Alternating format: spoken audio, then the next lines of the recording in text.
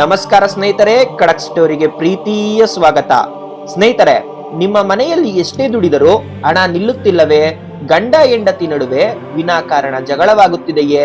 ಹಾಗಾದರೆ ನಿಮ್ಮ ಮನೆಯ ಮುಖ್ಯ ದ್ವಾರದ ಬಳಿ ಅಥವಾ ಹಿತ್ತಿಲಲ್ಲಿ ನೀವು ಬೆಳೆಸಿರುವ ಆ ಒಂದು ಗಿಡವೇ ಇದಕ್ಕೆ ಕಾರಣವಿರಬಹುದು. ಹೌದು, ನಮಗೆ ತಿಳಿಯದಂತೆ ನಾವು ನೆಡುವ ಕೆಲವು ಗಿಡಗಳು ನಮ್ಮ ವಂಶವನ್ನೇ ನಿರ್ವಂಶ ಮಾಡಬಲ್ಲವು.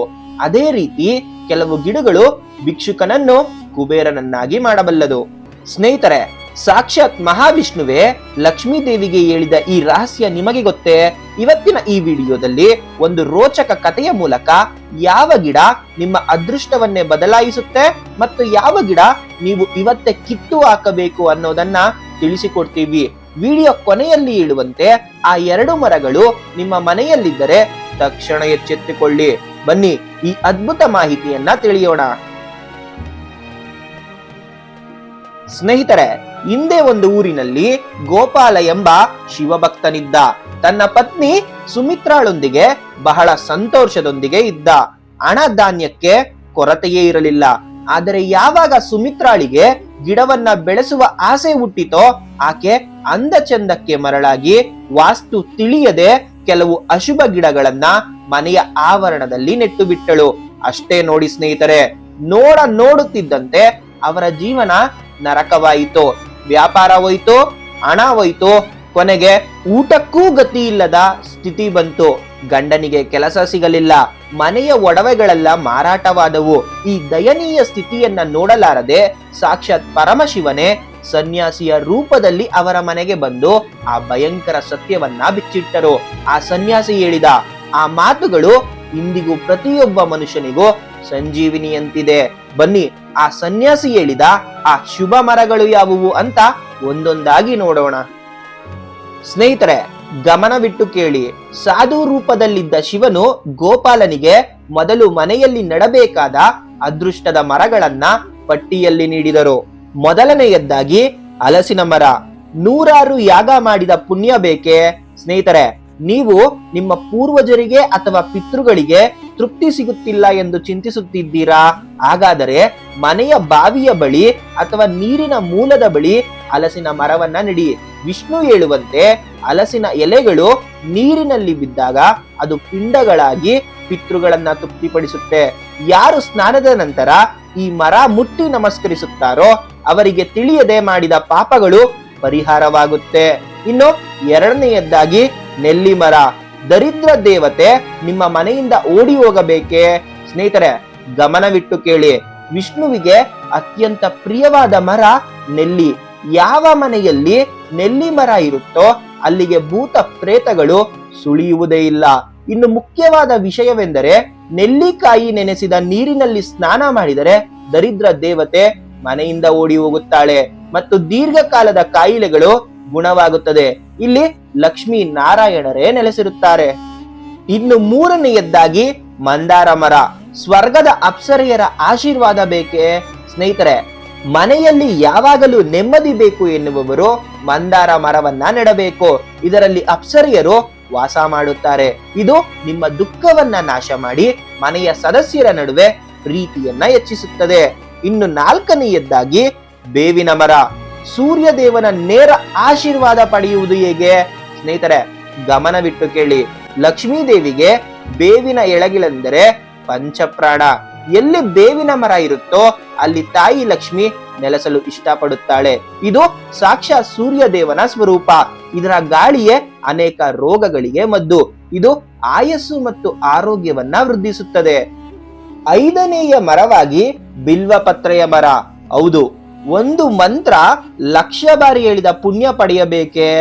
ಶಿವ ಪಾರ್ವತಿಯರ ನೆಲವೀಡು ಈ ಬಿಲ್ವ ಮರ. ಇದರ ಕೆಳಗೆ ಕುಳಿತು ಕೇವಲ ಒಮ್ಮೆ ಓಂ ನಮಃ ಶಿವಾಯ ಅಂದರೆ ಸಾಕು, ಅದು 1,00,000 ಬಾರಿ ಜಪಿಸಿದ್ದಕ್ಕೆ ಸಮ. ಮುಖ್ಯವಾಗಿ ಬಿಲ್ವ ಮರ ಇರುವ ಮನೆಯಲ್ಲಿ ಎಂದಿಗೂ ಅಕಾಲ ಮರಣಗಳು ಸಂಭವಿಸುವುದೇ ಇಲ್ಲ. ಆರನೆಯದ್ದಾಗಿ ಬಾಳೆ ಮತ್ತು ಪಾರಿಜಾತ. ಹೌದು, ಮಕ್ಕಳ ವಿದ್ಯಾಭ್ಯಾಸಕ್ಕೆ ಯಾವ ಗಿಡ ನೆರವಾಗುತ್ತೆ ಎಂದು ಎಂದಾದರೂ ಯೋಚಿಸಿದ್ದೀರಾ? ಬಾಳೆ ಗಿಡ ಗುರುಗ್ರಹದ ಸಂಕೇತ. ಇದು ಮನೆಯಲ್ಲಿದ್ದರೆ ಮಕ್ಕಳು ಓದಿನಲ್ಲಿ ಮುಂದೆ ಬರುತ್ತಾರೆ. ಇನ್ನು ಸಮುದ್ರ ಮಂಥನದಲ್ಲಿ ಹುಟ್ಟಿದ ಪಾರಿಜಾತ ಗಿಡದ ಸುಗಂಧ ದೇವತೆಗಳನ್ನ ಆಕರ್ಷಿಸಿ ಮನೆಯನ್ನ ದೇವಸ್ಥಾನದಂತೆ ಪವಿತ್ರವಾಗಿಡುತ್ತದೆ. ಸ್ನೇಹಿತರೆ, ಏಳನೆಯದ್ದಾಗಿ ಮತ್ತು ಅತ್ಯಂತ ಮುಖ್ಯವಾಗಿ ಸ್ಮಶಾನಕ್ಕೆ ಸಮನಾದ ಮನೆ ಯಾವುದು ಅಂತ ಎಂದಾದರೂ ಯೋಚಿಸಿದ್ದೀರಾ? ತುಳಸಿ ಗಿಡವಿಲ್ಲದ ಮನೆ ಸ್ಮಶಾನಕ್ಕೆ ಸಮ ಎಂದು ಶಾಸ್ತ್ರ ಹೇಳುತ್ತದೆ. ಇದು ಕಡ್ಡಾಯವಾಗಿ ಪ್ರತಿ ಮನೆಯಲ್ಲೂ ಇರಲೇಬೇಕು. ಸ್ನೇಹಿತರೆ, ಹಿಂದೆ ಎಚ್ಚೆತ್ತುಕೊಳ್ಳಿ. ನಿಮ್ಮ ಮನೆಯಲ್ಲಿ ತುಳಸಿ ಗಿಡ ಇಲ್ಲ ಎಂದರೆ ಹಿಂದೆ ಖಂಡಿತವಾಗಿಯೂ ನೆಡಿ. ಏಕೆಂದರೆ ಇದು ಸಹಸ್ರಾರು ದೇವತೆಗಳು ಇರುವ ಒಂದು ಪವಿತ್ರವಾದ ಗಿಡ. ಹಾಗಾದರೆ ಸ್ನೇಹಿತರೆ, ಈಗ ಎಚ್ಚೆತ್ತುಕೊಳ್ಳುವ ಸಮಯ. ಗೋಪಾಲನ ಬಡತನಕ್ಕೆ ಕಾರಣವಾಗಿದ್ದು ಆತನ ಪತ್ನಿ ನೆಟ್ಟ ಆ ಅಶುಭ ಗಿಡಗಳೇ. ಇವು ನಿಮ್ಮ ಮನೆಯಲ್ಲಿದ್ದರೆ ಹಿಂದೆ ದಯವಿಟ್ಟು ತೆಗೆದುಹಾಕಿ. ಅವು ಯಾವುವೆಂದು ನೋಡೋಣ ಬನ್ನಿ. ಮೊದಲನೆಯದ್ದಾಗಿ ತಾಳೆ ಮರ. ನಿಮ್ಮ ಮನೆಯ ಮೇಲೆ ಯಾರಾದರೂ ಕಣ್ಣಿಟ್ಟಂತೆ ಭಾಸವಾಗುತ್ತಿದೆಯೇ? ಸ್ನೇಹಿತರೆ, ಗಮನವಿಟ್ಟು ಕೇಳಿ. ಭೂತ ವೃಕ್ಷ ಎಂದು ಕರೆಯುತ್ತಾರೆ ಇದನ್ನ. ಆಯಸ್ಕಾಂತದಂತೆ ಗಾಳಿಯಲ್ಲಿರುವ ದುಷ್ಟ ಶಕ್ತಿಗಳನ್ನ, ಪಿಶಾಚಿಗಳನ್ನ ಆಕರ್ಷಿಸುತ್ತದೆ ಈ ಮರ. ಮನೆಯಲ್ಲಿನ ಆವರಣದಲ್ಲಿದ್ದರೆ ಮನೆಯವರಿಗೆ ಕೆಟ್ಟ ಕನಸು ಬೀಳುತ್ತದೆ. ಒಬ್ಬರ ಮೇಲೊಬ್ಬರಿಗೆ ಅನುಮಾನ ಶುರುವಾಗುತ್ತದೆ. ಕೊನೆಗೆ ಆ ಕುಟುಂಬ ಸರ್ವನಾಶವಾಗುತ್ತದೆ. ಇದು ಕಂಡರೆ ಸಾಕು, ಕಿತ್ತು ಎಸೆಯಿರಿ. ಸ್ನೇಹಿತರೆ, ಇನ್ನು ಎರಡನೆಯದ್ದಾಗಿ ನಿಮ್ಮ ಮನೆಯ ಹತ್ತಿರ ಅಥವಾ ಮನೆಯ ಬಾಗಿಲ ಬಳಿ ತೆಂಗಿನ ಮರ.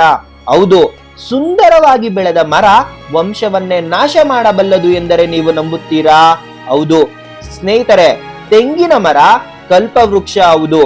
ಆದರೆ ಅದನ್ನ ಮನೆಯ ತೀರಾ ಹತ್ತಿರ ಅಥವಾ ಆವರಣದೊಳಗೆ ಬೆಳೆಸಬಾರದು. ಸಾಧು ಹೇಳುವ ಪ್ರಕಾರ ಇದು ಒಂಟಿಯಾಗಿ ನಿಲ್ಲುವ ಮರ. ಹಾಗಾಗಿ ಇದು ಮನೆಯವರನ್ನ ಒಂಟಿ ಮಾಡುತ್ತದೆ. ಸಂತಾನದ ಮೇಲೆ ಪ್ರಭಾವ ಬೀರುತ್ತದೆ. ಗರ್ಭಪಾತ ಅಥವಾ ಮಕ್ಕಳು ದುಷ್ಟರಾಗುವ ಸಾಧ್ಯತೆ ಇರುತ್ತದೆ. ಇದರ ನೆರಳು ಮನೆಯ ಮೇಲೆ ಬೀಳಬಾರದು. ಮೂರನೆಯದ್ದಾಗಿ ಪಪ್ಪಾಯಿ ಮತ್ತು ಬೋರೆ ಮರ. ಸಿಹಿ ಹಣ್ಣು ನೀಡುವ ಈ ಮರ ಬಡತನ ತರುತ್ತಾ ಅಂತ ನಿಮಗೆ ಶಾಕ್ ಆಗಬಹುದು.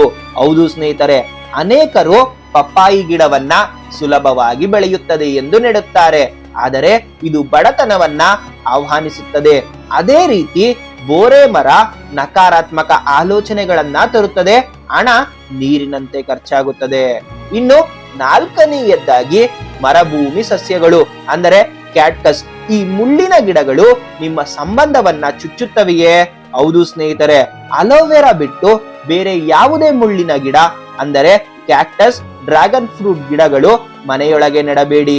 ಇವುಗಳ ಮುಳ್ಳಿನ ಸ್ವಭಾವದಂತೆಯೇ ಮನೆಯ ವಾತಾವರಣವು ಬದಲಾಗಿ ಕಲಹಗಳು ಏರ್ಪಡುತ್ತದೆ. ಸ್ನೇಹಿತರೆ, ಕೊನೆಗೆ ಆ ಸಾಧು ಮಹಾತ್ಮರು ಹೇಳಿದಂತೆ ಗೋಪಾಲನು ಆ ಅಶುಭ ಗಿಡಗಳನ್ನ ಕಿತ್ತು ಹಾಕಿ ಶುಭ ಗಿಡಗಳನ್ನ ನೆಟ್ಟನು. ಕೆಲವೇ ದಿನಗಳಲ್ಲಿ ಆತನ ಕಷ್ಟಗಳು ಮಂಜಿನಂತೆ ಕರಗಿ ಹೋದವು. ಮತ್ತೆ ಸಿರಿವಂತನಾದನು. ಆಗ ಆತನಿಗೆ ತಿಳಿಯಿತು, ಬಂದಿದ್ದು ಸಾಕ್ಷಾತ್ ಪರಮೇಶ್ವರನೇ ಎಂದು. ಸ್ನೇಹಿತರೆ, ನಿಮ್ಮ ಮನೆಯಲ್ಲೂ ಯಾವುದಾದರೂ ಅಶುಭ ಗಿಡಗಳಿವೆಯೇ? ಅಥವಾ ನೀವು ಯಾವ ಶುಭ ಗಿಡವನ್ನ ನೆಡಲು ನಿರ್ಧರಿಸಿದ್ದೀರಿ? ಕಮೆಂಟ್ ಮಾಡುವ ಮೂಲಕ ನಮಗೆ ತಿಳಿಸಿ. ಈ ವಿಡಿಯೋದಲ್ಲಿರುವ ಮಾಹಿತಿ ನಿಮಗೆ ಇಷ್ಟವಾದರೆ ಈಗಲೇ ಒಂದು ಲೈಕ್ ಕೊಡಿ.